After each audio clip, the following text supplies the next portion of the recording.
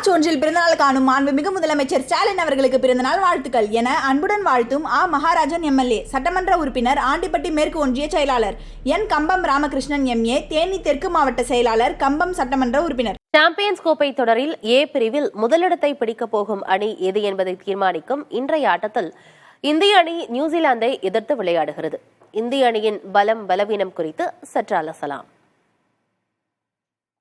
பங்களாதேஷ் மற்றும் பாகிஸ்தான் அணிகளை வெற்றி கொண்டுள்ள இந்திய அணி ஹாட்ரிக் வெற்றியை எதிர்நோக்குகிறது. மேலும் ஏ பிரிவில் முதலிடத்தை பிடிக்க நியூசிலாந்து அணிக்கு எதிரான வெற்றி உதவும். ரோஹித் சர்மா அனுபவ தலைமையுடன் களம் இறங்குவது இந்திய அணிக்கு பெரும் பலமாக இருக்கிறது. அதே வேளையில் அவரது பேட்டிங் சீராக இல்லாமல் இருக்கிறது. அதேபோல் மத்திய வரிசையில் ஸ்ரேயஸ் ஐயர் மற்றும் ஹர்திக் பாண்டியா ஆகியோர் தங்கள் திறனுக்கேற்ற ஆட்டத்தை வெளிப்படுத்த வேண்டிய கட்டாயத்தில் இருக்கின்றனர். பாகிஸ்தான் அணிக்கு எதிரான போட்டியில் சதம் விளாசிய அனுபவ நாயகன் விராட் கோலி ஃபார்முக்கு திரும்பியுள்ளதாக அணி நிர்வாகமும் ரசிகர்களும் நம்புகின்றனர். பேட்டிங்கிற்கு சாதகமான ஆடுகளங்களில் இந்திய பந்து வீச்சாளர்கள் குறிப்பிடத்தக்க பங்களிப்பை வழங்கியுள்ளனர். பங்களாதேஷ் அணிக்கு எதிரான போட்டியில் ஷமி 5 விக்கெட்டுகளை வீழ்த்த, பாகிஸ்தான் அணிக்கு எதிரான போட்டியில் குல்தீப் யாதவ் 3 விக்கெட்டுகளை சாய்த்தார். ரவீந்திர ஜடேஜா, அக்சர் பட்டேல், ஹர்திக் பாண்டியா ஆகியோர் தங்களது ஆல்ரவுண்ட் பலத்தை நிரூபிக்க வேண்டிய நிலையில் உள்ளனர்.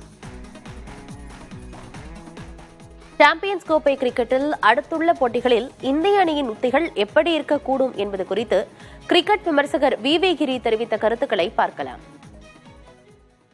இந்தியா கஷ்டப்பட்டு ஃபைட் பண்ணி தான் இதை கப் அடிக்க முடியும். அந்த மாதிரி சிச்சுவேஷன்ல இந்தியாவுக்கு நல்ல பேலன்ஸ்டு சைடா இருக்கு. நல்ல எல்லாரும் ஃபார்ம்ல இருக்காங்க. கோலி வேற ஃபார்ம்ல வந்துட்டாருன்னு சொல்லலாம். அதனால 3 ஆல்ரவுண்டர் சாலிடா விளையாடுறாங்க மிடில். அதுதான் பெரிய பிளஸ் பாயிண்ட். இந்தியாவில் bowling ஷமி அண்ட் ஆஷ்தீப் சிங் நான் எதிர்பார்க்குறேன். ஏன்னா லெஃப்ட் ஆர்ம் சீம் பவுலர் இருந்தால் பெட்டர் ஆல்வேஸ். ஏன்னா இனிஷியலாக விக்கெட் நல்லா ஓடும்.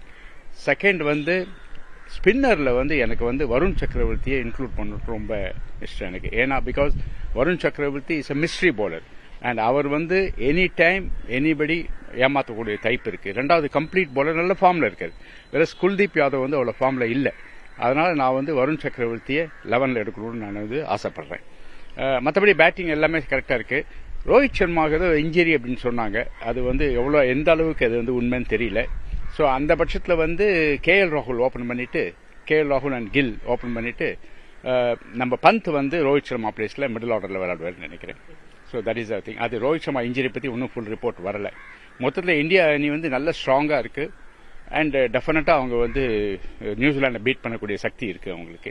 ஆனால் New Zealand on the other hand ஒரு மாதிரி ஒரு பசில் சைடு. அது ஒரு நாளைக்கு ரொம்ப நல்லா ஆடுவாங்க, ஒரு நாளைக்கு ரொம்ப ஆர்டினரியாக விளையாடுவாங்க. அந்த மாதிரி அது பிரில்லியன்ட் ஃபீல்டிங் சைடு நியூசிலாந்து. அவங்க அரை கேட்சை கூட முழு கேட்சா மாற்றிடுவாங்க. அந்த மாதிரி டைப். ஸோ அவங்க இதில் பவுலிங் நல்லா இருக்கு, பேட்டிங் நல்லா இருக்கு. அண்ட் ரச்சின் ரவீந்திரா அடிப்பட்டு விளையாட மாட்டான்னு என்ன சொன்னாங்க. ஆனால் பிரமாதமாக விளையாடி செஞ்சுரி அடிச்சாரு. கம்ப்ளீட் சைடு அது New Zealand. Batting, bowling, fielding. March 1 பிறந்தநாள் காணும் மாண்புமிகு முதலமைச்சர் ஸ்டாலின் அவர்களுக்கு பிறந்தநாள் வாழ்த்துக்கள் என அன்புடன் வாழ்த்தும் மகாராஜன் எம்எல்ஏ, சட்டமன்ற உறுப்பினர், ஆண்டிப்பட்டி மேற்கு ஒன்றிய செயலாளர், கம்பம் ராமகிருஷ்ணன் எம்ஏ, தேனி தெற்கு மாவட்ட செயலாளர், கம்பம் சட்டமன்ற உறுப்பினர்.